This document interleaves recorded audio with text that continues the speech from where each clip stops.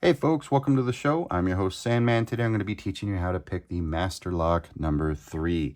Let's get into it. Some of you may be getting into lock sport. Some of you may be struggling with this master lock. This should be everybody's first lock, but we're all on different pages. And so I figured it'd be fun to cover this lock. You only need a couple things to be successful at picking the master lock number 3. You can get into this hobby with just a starter set, either the Jimy Longs starter set or the Covert Instruments FNG. Both of these will offer two picks and then one double-ended turning tool. The FNG comes with a clear acrylic plastic lock. You will get tired of that after about 10 minutes because it's really easy to pick.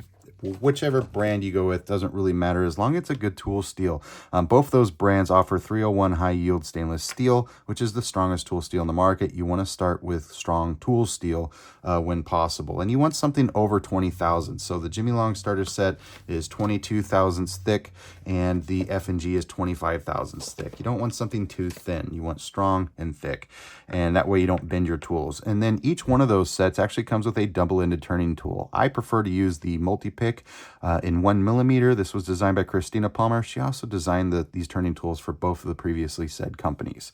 The other thing that you may want to consider getting is if you have old or even new master locks, you want to consider getting some type of lubricant. This is a tri-flow. Now, it can be tricky to keep your pick on the pins when you're first starting out, but it's going to make lifting those pins so much easier because we're trying to create binding pins or a seizing pin. We want the pins to seize up in the core as we provide rotational force, and then we want to lift them against that binding. But sometimes locks can be corroded. There can be a lot of corrosion inside, especially if it was like your old exterior lock on your gate, or it was found outside, or at a park on a bridge or whatever like that. Wherever it is that you procured your locks, you may want to consider using a lubricant. You only need to squeeze it for a couple seconds. You don't want to use an aerosol spray can. That'll just make a big mess. Just squeeze for 1 or 2 seconds, shake it out, put a rake in there, get the pins moving again, and then go ahead and move on to picking. So after we've lubricated our locks, I'm going to show you how to hold a padlock. This is my right hand. I'm right-handed. I draw and I write with my right hand. So my right hand is actually going to hold my lock pick. My left hand is going to hold my padlock. I'm going to use a double-ended turning tool, and because we're going over the single pin picking method, I'm going to be inserting the shorter end at the top of the keyway, just like that. The longer end is for bottom of keyway, and this is really best for raking or for single pin picking and highly paracentric keyways when you have understood the differences between different types of profiles and different types of heights on a pick. This would be considered an intermediate technique, in my opinion, even though a lot of beginners do this. I highly recommend against it, or advise against it, that you use bottom of keyway. I only suggest bottom of keyway when raking. I use top of keyway 100% of the time when I'm picking locks, single pin picking. And that's the method we're going to be going over today. So I have it right here. The second thing I want to talk about is you want to tension with your index finger, okay? If you have an index finger, use it. If you only have a middle finger, use that. If you only have a thumb, then we're going to have to work around it. I'll make a separate video for left-handed lock pickers here in the coming future, but for right-handed lock pickers who are holding a padlock, hold it in your left hand, tensioning this way. Having these double-ended turning tools allows you to hold this top of keyway tensioner right here in a very comfortable manner. It's very uncomfortable to pick locks when we have a straight pry bar like this. So just use a double-ended turning tool in this fashion. Now, I did one time go to a meetup, and we had a brand new guy holding a lock like this, and he had the tensioner, and he was using bottom of keyway tension, and he was oversetting the pins, and he was literally trying to pick the lock like this. And he was trying to pick like this. And he'd spent 20 to 30 minutes with no success. And I tried to say, hey man, can I correct your hand positioning? I think you're holding the lock wrong. Let me try to help you. And the group leader said, there is no right or wrong way to hold a lock. And I yelled back at him, yeah, there is. If you haven't been able to pick the lock in 20 or 30 minutes, you're probably holding it wrong. And I stand by that statement. There is a right or wrong way to hold a lock. And what I just showed you was the wrong way. This is the correct way. This is the only correct way I can advise for holding a padlock. As we get to larger padlocks, as we get to different types of turning tools and different positions of the turning tools, and we start to implement float picking and we want to start using a table vise, then the discussion starts to change. Yeah, in the field, you may come across locks that may be upside down, but guess what? I can still pick this lock conventionally as we're going to be showing in this video, without having to do something goofy. So there is a right or wrong way. Let's get with the picking. So lockpicking lawyer, I'm sure you guys have come across a few of his videos, will actually start with pin number 1, and then he'll say there's nothing. He's feeling for springy pins or binding pins or hard pins. You want to lift the hard pins. The springy pins, there's nothing you can do with them. All you can do is move on. So he'll start with pin 1 and say hello to it. He'll say nothing on pin 1, nothing on pin 2. Pin 3 is binding. He'll lift pin 3 until there's a click, and then he'll go to pin 4. Pin 4 is binding. He'll lift pin 4 until there's a click, and then he'll go back to pin 1, lift it till there's a click or not, and then go to pin 2 and lift it and see if there's a click. And sometimes he'll get a lock open, or sometimes he has to change up his order of operations. What I just did was I inspected the lock from pin 1 to pin 4, and I did not get an open. Now I'm going to reverse that order of operation, and I'm going to go to pin 4. I'm just going to shove my pick all the way to the back. I'm going to bring it forward or towards me, and then I'm going to lift pin 4. Now I'm going to check pin 3. Nothing on 3. Go to pin 2. Nothing on 2. Let's go to pin 1. Nothing on 1. Start back at pin 4. Got something out of 4. I just reset 4. Let's go to pin 2.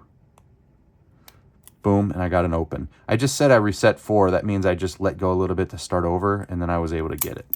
So let's not focus too much on how I pick that lock. Let's focus on how I try to pick all these locks collectively. So let's try that. Pin 1, nothing. Pin 2, nothing. Pin 3, nothing. And pin 4 is the first binding pin. Let's go back to pin 1, nothing. Pin 2 is springy, nothing. Pin 3, I got a click out of pin 3. Let's go to pin 1, nothing. Pin 2, nothing. So that's the wrong binding order. I need to find the right binding order. Binding order is the order at which pins want to be set due to manufacturing tolerances. So I'm going to start with pin 4 instead this time. Got a click out of 4. Movement out of 3, but no click. Movement out of 2, a little bit of click. Nothing on 1. 1 is springy. Let's go back to 3. Got a click out of 3. And nothing. So we tried 1 through 4, and we tried 4 through 1. That means 3 or 2 is probably the first binding pin in our binding order. So let's try speed picking instead. I feel pin 3 is hard. Okay, set pin 3. I feel pin 2 now. I set pin 2. Let's try pin 1. Okay, I set pin 1. Let's go back. I feel pin 3 again. Okay, I think pin 3 is set. Let's try pin 4. And I just dropped everything. I could hear clicks, but I didn't feel anything set. I didn't feel movement on the core. I just heard clicks. That means I'm dropping pins. But I think we're getting closer, so let's start over. Let's go back to that pin 3. Got something out of 3. Got a click out of 2. Nothing on 1. Go back to 2 again. Okay. And let's look for some binding pins. This is speed picking. Some people call it bitch picking, but we're going to call that speed picking because I'm literally looking for binding pins. Let's talk about what bitch picking is. So that's a term, I realize I'm cursing, but that's a term that was coined by Bosnian Bill. And bitch picking is I'm just randomly lifting, and it's really just out of frustration. I never do that. I see people do this all the time. I've seen people pick black belt locks doing this, just randomly lifting things until you get the pins to set. That's just not me. That's just not the type of person I am mentally. I think people that do that are lazy and they don't understand the concept of a binding order or single pin picking. I just don't like that concept. Instead, for single pin picking, I'm going to actively seek the binding pins and set only those pins, and hopefully I can get the correct binding order in doing so. Now in this lock, I'm just looking for those binding pins. I could say hello to pin 1 through pin 4. 1, 2, 3, 4. Pin 4 is the first binding pin. Let's go back to pin 1, 2, 3. Nothing's binding. So that's why I don't always use the lockpicking lawyer method. Let's go to pin 4, 3, 2, 1, and I was able to get it. So sometimes the method works, sometimes it doesn't. Sometimes you have to change the method up. Let's go, let's do that same thing again. Let's keep up with the lockpicking lawyer method. We'll try the Bosnian Bill method of bitch picking. Then we're going to use my method, which is speed picking. So 1, 2, 3, 4. 1, 2, 3, 4, 1, 2, nothing. So let's pick from back to front.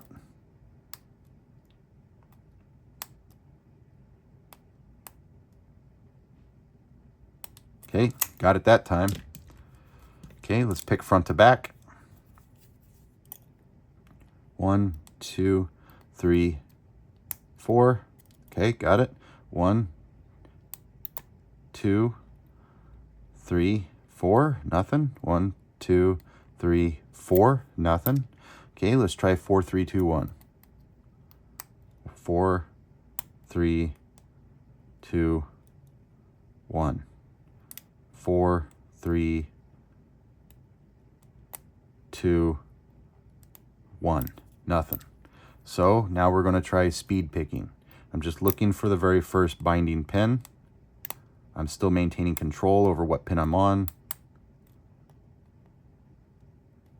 Sometimes with speed picking, you don't get the binding order correct, so you may have to start over. Starting over. Let's try again.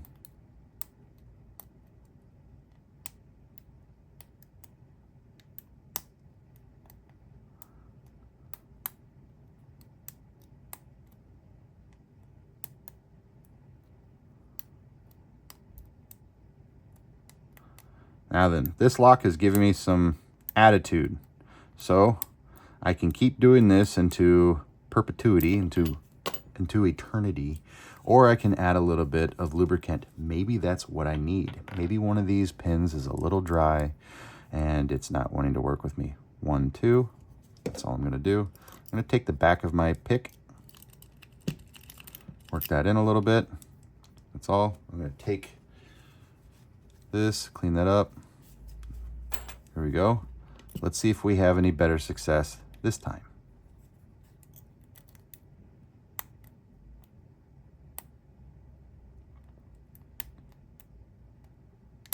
How about that? See, a little bit of lubricant goes a long way. I had trouble picking that, and then it just really helps. Let's start off with 4, 3, 2, 1. Got it. Let's do that again. 4, 3, 2, 1. Got it.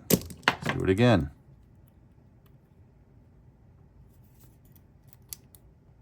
4, 3, 2, 1. Let's go back. 4, 3, 2, 1. Nothing. Let's do it forward. I just did that speed picking by accident because I'm used to it. I got to slow down. Nothing on 1, nothing on 2, nothing on 3. We got to click out of 4. 1, 2, 3, 4. 1, 2, 3, 4. Nothing. So let's try speed picking it. Oh, actually, I promised you we were going to do bitch picking, right?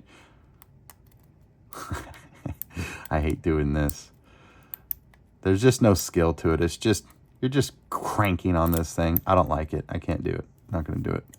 All right, let's look for binding pins. Filled a binding pin in the back. I think it was 3, 4, and then I just opened 1. So that's what I do. I just look for the binding pin. All right, let's start with the back again. 4, 3, 2. Okay, that was 4, 3, 1, 2.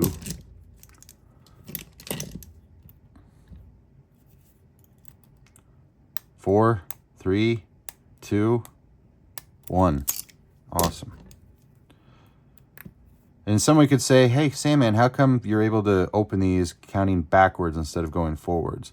I have a theory that when I apply rotational force in the front of the lock, it creates a seesaw effect from the plug inside the cylinder, and it's tightening the gap in the front, but that means it's loosening the gap in the back, which creates a larger tolerance, which allows you to set the back pin first. Of course, it's just a theory, but I've been picking locks for 15 years, and that's what I think is happening. 4, 3, 2, 1, nothing. 4, 3, up, we got it. 4, 3, 2, 1, nothing. 4, 3, 2, 1, we got it.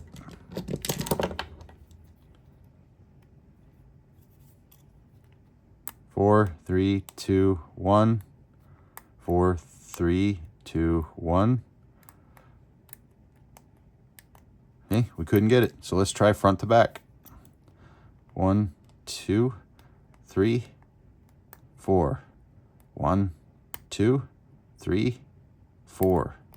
1, 2, 3, 4. All right, couldn't get it. So let's try speed picking and just find the first binding pin. It could be pin 1, could then 3, then 2, then 4. Could be any combination of pins.